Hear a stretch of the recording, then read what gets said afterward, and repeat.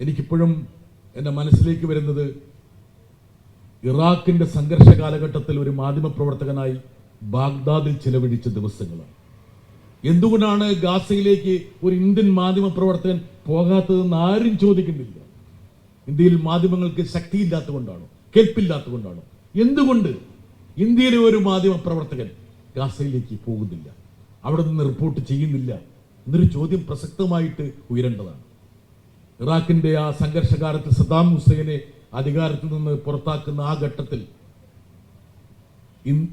ബാഗ്ദാദിലെത്തിയ ആദ്യത്തെ ഇന്ത്യൻ മാധ്യമ പ്രവർത്തകൻ എന്നുള്ള ഒരു അഭിമാനം എനിക്കുണ്ട്.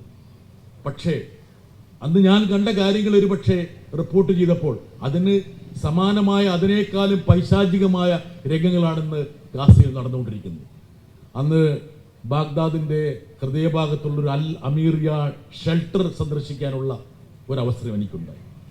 ഇന്നും ലോകത്തിൽ ഏറ്റവും പ്രധാനപ്പെട്ട ഒരു സന്ദർശക കേന്ദ്രമാണ്. എന്തുകൊണ്ടെന്നാൽ ഐക്യരാഷ്ട്രസഭയുടെ എല്ലാ നിയമങ്ങളും ലംഘിച്ചുകൊണ്ട് സിവിലിയൻസ് താമസിച്ചിരുന്ന ഒരു ബങ്കറിൽ അമേരിക്ക ലേസർ ബോംബ് ഇട്ടു.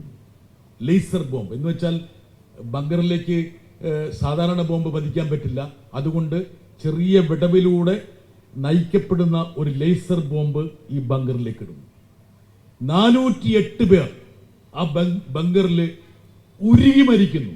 ഒരുപക്ഷെ ഉരുകി മരിക്കുന്നു പറയുമ്പോൾ ഒരു ലേസർ ബോംബ് കൊണ്ടുണ്ടാകുന്ന താപം 1600 സെൽഷ്യസിന് മുകളിലാണ്. 1600 സെൽഷ്യസ്. ഒരു 50 സെൽഷ്യസ് ഒക്കെ ആകുമ്പോൾ നമ്മൾ അനുഭവിക്കുന്ന ഒരു വിഷമം നോക്കുക. 1600. അന്ന് ഞങ്ങൾ ഈ ഷെൽട്ടറിൽ പോയപ്പോൾ ഈ ബങ്കറുടെ ഭിത്തികളിൽ ഉരുകിച്ചേർന്ന കുഞ്ഞുങ്ങളുടെയും സ്ത്രീകളുടെയും രൂപം നമുക്ക് വേണേൽ സ്പർശിക്കാൻ പറ്റുമായിരുന്നു. തൊട്ടു തലേന്ന് വിവാഹിതരായിട്ടുള്ള 2 പേർ അവര് ഈ അലാറം കേട്ടപ്പോഴേക്കും ഈ ബങ്കറിലേക്ക് കയറി. അവരവരുടെ വിവാഹ വസ്ത്രത്തിലായിരുന്നു അവരുള്ളത്. ഈ ബോംബ് വന്നപ്പോൾ അവര് ആലിംഗനബദ്ധരായി അവർ ആ ഭിത്തിയിലേക്ക് ഉരുകിച്ചേർന്നു. ഇതൊക്കെ അവിടെ അവശേഷിക്കുന്നുണ്ട്. ഇതിനേക്കാളും ഭയാനകമായ രംഗങ്ങളാണ് യഥാർത്ഥത്തിൽ ഇന്ന് ഗാസയിൽ നിന്ന് വന്നുകൊണ്ടിരിക്കുന്നത്. മനസാക്ഷി മരവിച്ചിട്ടില്ലാത്ത ഏതൊരു വ്യക്തിക്കും മനസ്സിൽ കാലുഷ്യവും രോഷവും തോന്നേണ്ടത്. പക്ഷേ 28ഓളം സംസ്ഥാനങ്ങളുടെ ഇന്ത്യയിൽ കേരളം പോലുള്ള ഒരു കൊച്ചു തുരുത്തിലാണ് ഇതുപോലുള്ള പ്രതിഷേധത്തിന്റെ ജാല ഉയരുന്നതെന്ന് മനസ്സിലാക്കണം.